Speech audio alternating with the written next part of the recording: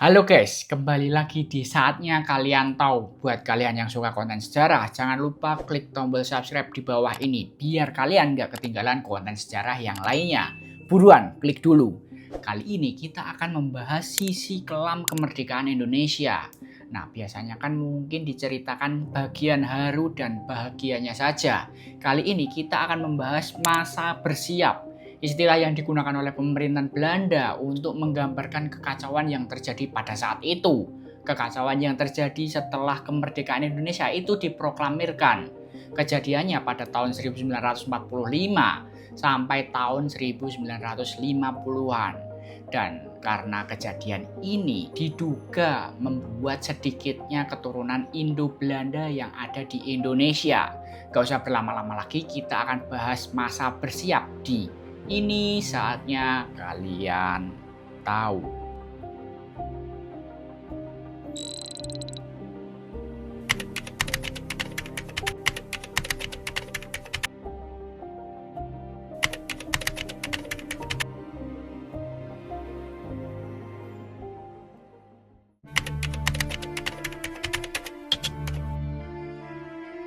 Kondisi setelah proklamasi kemerdekaan itu merupakan kondisi yang sangatlah krusial dan menentukan nasib bangsa Indonesia itu ke depannya. Mau dibawa kemana arahnya bangsa ini, bangsa yang baru saja lahir. Dan pada saat itu kondisinya sedang rawan akan pengambil alihan kekuasaan oleh pemerintahan Belanda. Karena pemerintahan Belanda itu belum mengakui kemerdekaan Indonesia pada saat itu. Nah, bayangin ada sebuah negara yang baru aja merdeka, tiba-tiba ya para penjajah itu ucuk-ucuk langsung pergi. Kita baru aja memproklamirkan negara baru ini, kami bangsa Indonesia, bangsa yang telah resmi merdeka. Para penjajah langsung pamitan kepada orang-orang di negara ini. Ah, kalian udah merdeka, ini tampaknya waktunya buat kami untuk pergi. Kan ya nggak mungkin banget. Nah, periode tahun 1945 sampai tahun 1950-an itu periode yang sangatlah krusial dan menegangkan. Bukan saatnya untuk senang-senang atau bahkan untuk pesta pora karena kita telah merdeka. Karena ya tadi, mau dibawa kemana arahnya bangsa ini. Anjay, keren gak tuh? Setelah Indonesia merdeka, pemerintahan Belanda tadi kan nggak langsung mengakui kemerdekaan Indonesia. Pada bulan Oktober tahun 1945, pemerintahan Belanda itu kembali lagi ke Indonesia, guys. Tapi mereka itu nggak menunggangi VOC lagi. Karena apa? Karena VOC itu sudah bangkrut, Rek. Jadi mereka itu menunggangi NICE, NISA, NICA, NISA, NICA, Netherlands Indies Civil Administration, pemerintahan sipil Hindia Belanda. Mereka menunjuk Jenderal Huub van Mok, seorang warga Belanda yang lahirnya itu ada di kota Semarang. Karena dinilai ya dekat dengan budaya Indonesia. Dan beliau itu ditunjuk untuk menjadi gubernur Batavia pada saat itu. Tujuannya ya buat ngelobi pemerintahan Indonesia pada saat itu. Karena Belanda itu masih pengen nguasain Indonesia, guys. Ya bayangin aja 350 tahun Belanda itu nguasain Indonesia dan jajah Indonesia, tiba-tiba mereka harus pergi dari Indonesia. Pasti mereka itu nggak bisa move on. Kalian ada yang relate? Walaupun nggak 350 tahun sih. Belanda itu merasa punya andil yang besar dalam pendirian negara Indonesia. Didampingi oleh pihak Belanda dan juga pihak Amerika, Jenderal Huub van Mok tadi bertemu dengan perwakilan Indonesia pada saat itu. Ya, buat ngelobi pemerintahan Indonesia agar pemerintahan Indonesia itu mau ngerubah bentuk negara Indonesia jadi negara federal, negara buatan Belanda, Republik Indonesia Serikat. Ya, semacam negara persemakmuran gitu. Tujuannya ya biar Belanda itu bisa nguasain Indonesia lagi. Biar Indonesia itu tunduk kepada Belanda. Kurang lebih Jenderal Huub van Mok itu berkata seperti ini kepada Indonesia. Kalian itu ekonominya belum kuat. Politiknya juga belum terbentuk. Gimana kalau tak bantu? Gimana kalau Mas Van Mok ini bantu kalian biar kalian itu bisa melawan dominasi etnis Indo-Tionghoa, melawan dominasi Partai Komunis Indonesia, dan biar nggak dijajah oleh bangsa lain lagi. Gimana? Hoi?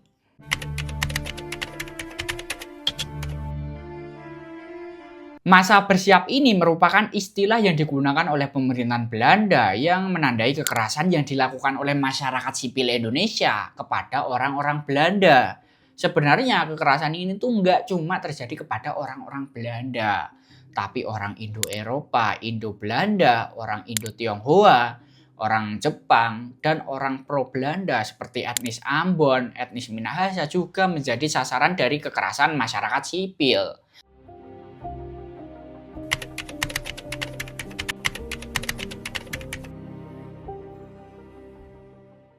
Nah, masa bersiap ini merupakan terminologi dari Belanda yang menunjukkan masa agresi militer Belanda yang pertama atau saat awal kemerdekaan Indonesia. Gak ada yang tahu pasti arti ya bersiap dalam kata masa bersiap. Tapi ada salah satu sumber yang mengungkapkan bahwa kata masa bersiap itu memiliki arti atau memiliki makna siap berdiri yang digunakan sebagai seruan atau aba-aba pejuang Indonesia saat menghadapi para pejuang Belanda yang baru saja tiba di kamp Jepang. Siap, siap, musuh terlihat.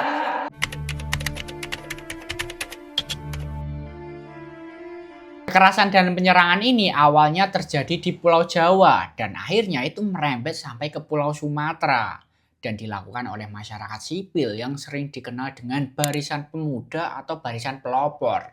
Dan pertama terjadi itu ada di kota Depok. Depok lagi, Depok lagi. Atau mungkin Depok itu pusat peradaban dunia ya guys. Kenapa kok di Depok? Sebenarnya ada alasan yang mendasari ini semua. Karena pada saat itu Depok itu menjadi tempat tinggal bagi warga keturunan Indo-Belanda. Dan juga warga Belanda itu sendiri. Jadi masyarakat sipil atas nama barisan pelopor atau barisan pemuda tadi menyerang ya tempat tinggal orang-orang keturunan Indo-Belanda tadi. Tujuan penyerangan ini ya nggak lain buat balas dendam. Karena kita sudah dijajah selama 350 tahun. Ketika kita sudah merdeka, kenapa kok mereka itu nggak pergi-pergi? Dan satu lagi tujuannya, buat ngerampok. Pada tanggal 7 Oktober tahun 1945, Barisan Pemuda itu memberikan teror kepada masyarakat pribumi biar nggak jual bahan pangan dan bahan pokok kepada pihak Belanda. Tujuannya ya biar pihak Belanda itu kekurangan bahan pangan dan akhirnya menyerah dan kembali ke negara mereka. Dan barang siapa pribumi yang masih jual bahan pangan dan bahan pokok kepada pihak Belanda itu dicap pengkhianat dan nggak nasionalis. Lulu itu nggak pada nasionalis karena cuma mikirin cuan doang. Dan akhirnya ada ketahuan dong, ada yang ketahuan masih tetap nekat jual kepada pihak Belanda. Dan akhirnya diinterogasi dan diintimidasi pakai senjata tajam. Pada tanggal 9 Oktober, Barisan Pemuda itu merampok 5 rumah yang diduga milik kaki tangan pihak Belanda dan menyebabkan kerusakan yang cukup parah karena ya semua barang berharga itu dijarah oleh Barisan Pemuda tadi. Nah, pada tanggal 10 Oktober itu penjarahan gudang pangan terjadi di Depok yang dilakukan oleh Barisan Pemuda dan juga gelandangan. Nah, paginya pada tanggal 11 Oktober itu puncak dari kekacauan ini semua. Puncak dari kekerasan ini semua. Kurang lebih 4.000 orang itu menyerbu kota Depok guys. Bayangin sekeos apa keadaan pada saat itu. Dan kekacauan ini dibarengi dengan serangan Tentara Keamanan Rakyat atau TKR. Jadi ya kota Depok itu semakin ramai orang. Dan banyak orang yang kehilangan harta benda mereka. Nah, kekacauan ini merembet sampai tanggal 13 Oktober tahun 1945. Perampokan makin banyak dan banyak orang pribumi, bahkan orang keturunan Indo-Belanda yang ditawan di belakang stasiun Depok. Dan mereka itu dilucuti semua pakaian mereka. Yang laki-laki itu cuma pakai celana dan ikat pinggang, sedangkan yang perempuan itu cuma memakai bra dan juga celana dalam. Serta perhiasan mereka itu semuanya dilucuti oleh Barisan Pemuda itu tadi. Jadi mereka itu nggak punya apa-apa. Yang beruntung itu bisa pulang ke rumah. Tapi saat pulang ke rumah, ya rumahnya udah nggak kayak rumah. Dan yang nggak beruntung ya ada yang sampai ditahan selama 2 tahun di sana. Pada saat masa bersiap, kawasan Keramat di Jakarta itu juga menjadi saksi bisu dari penyelamatan orang-orang Maluku dari amukan massa anti Belanda pada tahun 1947.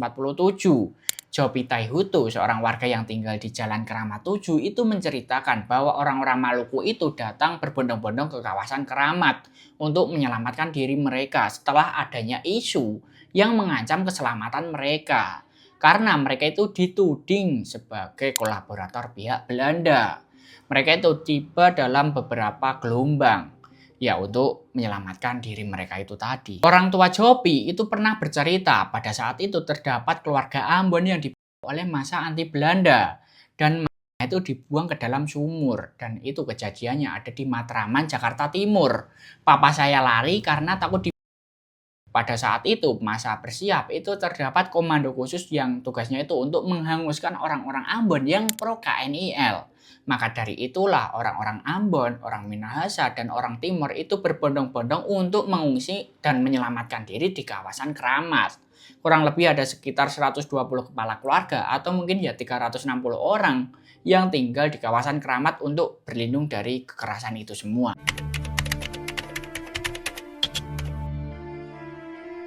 Sejumlah sejarawan internasional menyebut peristiwa ini bisa digolongkan sebagai peristiwa genosida karena adanya kekerasan yang terstruktur dan berdasarkan etnis, dan juga terjadi secara sistematis dan adanya pembiaran kekuasaan.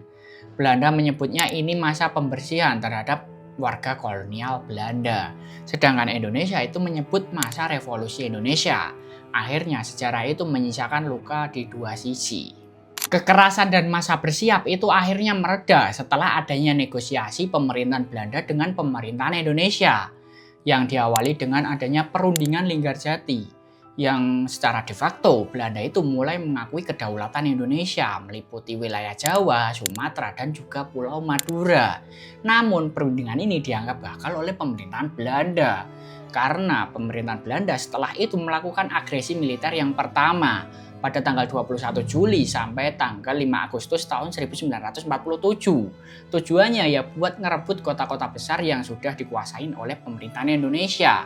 Karena menurut pemerintahan Belanda itu merupakan tempat yang harusnya itu dikuasai oleh pemerintahan Hindia Belanda. Nah, Belanda itu baru mengakui kemerdekaan Indonesia setelah konferensi meja bundar yang dilakukan pada tanggal 47 Desember tahun 1949. Jadi kemerdekaan Indonesia itu nggak dicapai dengan begitu saja.